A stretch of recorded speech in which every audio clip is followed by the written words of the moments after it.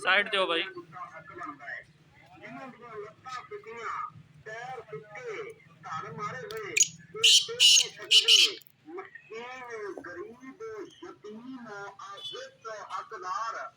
जिन्हों का करम कमाने वाला कोई नहीं, इन्होंने आस्था से मजबूता से करना से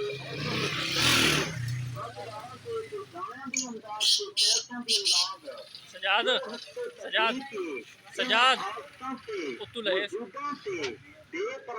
अंदाज करो। अल्लाह ताला की निशात से आवाज करे। अल्लाह पाक तनु किसी का भाई मोहताज न करे। रब ताला देन दे दर्जे तफीका अता फरमाए। मुसलमानों ईमानदारों कलमा नबीदा पढ़न वाले हो, लखा लांदे हो, लखा कमांदे हो कि लेकिन इन आदत मजूबा बेतरान दिता गाया नहीं जाता। इन्हों आके देख के तक के इन मजूबा से बेपराना से आस्था से भाई अंदाज करो। मुसलमानों ईमान वाले हो, इस जिसरिया कदम तुर के इस मजलूम के प्राण से अंदाजा करते पे नहीं। अल्लाह पाक भाई इन्हों के एक एक कदम के दर्जे तबाद करे। अल्लाह पाक इन्होंने किसी का मोहताज न करे। रब ताला शाप से आवाज करे।